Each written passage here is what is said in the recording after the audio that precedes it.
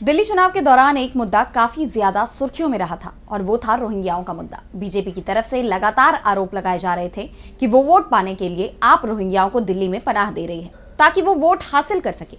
लेकिन अब दिल्ली में सरकार बनने के बाद आपने बीजेपी पर आरोप लगाया है कि वो अब खुद रोहिंग्या को पनाह दे रही है।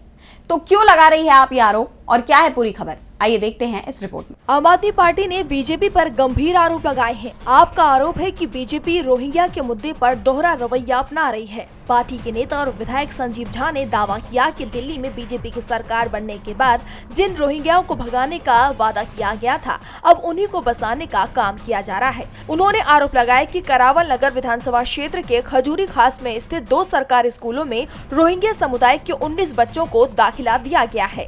इन स्कूलों में से एक सर्वोदय बाल विद्यालय जिसमें 10 बच्चों को एडमिशन मिला है, जबकि एसकेवी स्कूल में 9 बच्चों को दाखिला दिया गया है। और ये क्षेत्र बीजेपी नेता और दिल्ली सरकार के मंत्री कपिल मिश्रा की विधानसभा क्षेत्र में आता है। जबकि चुनावों के दौरान बीजेपी के बड़े नेताओं ने मंचों से ऐलान किया था कि रोहिंग्याओं को दिल्ली से बाहर निकाला जाएगा, लेकिन अब उन्हीं को संरक्षण दिया जा रहा है। इसी के साथ संजीव झा ने कहा, अभी कुछ मैं भारतीय जनता पार्टी के नेताओं का इस पर स्टेटमेंट सुन रहा था। उन्होंने कहा कि सुप्रीम कोर्ट का आदेश है।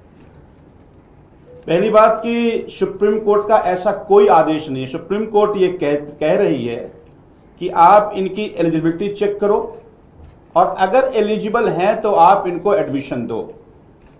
तो इसका मतलब ये है कि आप ये मान रहे हैं कि रोहिंग्या जो दिल्ली में है वो एलिजिबल है। आपने उनको यहाँ का रेजिडेंट मान लिया। दूसरी बात कि सुप्रीम कोर्ट का ही अगर ये हवाला देते हैं तो सुप्रीम कोर्ट ने तो दिल्ली में कहा था कि दिल्ली के चुनी हुई सरकार के पास दिल्ली का पावर होना चाहिए।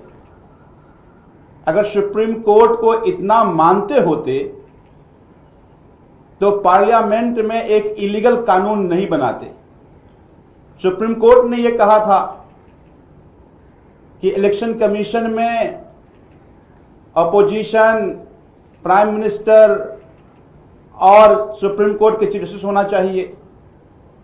तब तो आपने उसको बदल दिया, तब तो कानून बना दिया आपने, तब तो सुप्रीम कोर्ट का आदेश को नहीं पड़ी आपको। लेकिन जब बात रोहिंग्या की थी तो सुप्रीम कोर्ट का हवाला देकर के आप उनको यहां का रेजिडेंट बना रहे हैं। तो इससे यह साबित होता है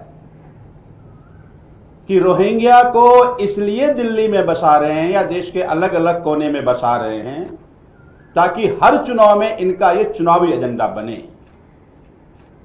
और फिर उनके नाम पर चुनाव लड़कर चुनाव जीत कर आए।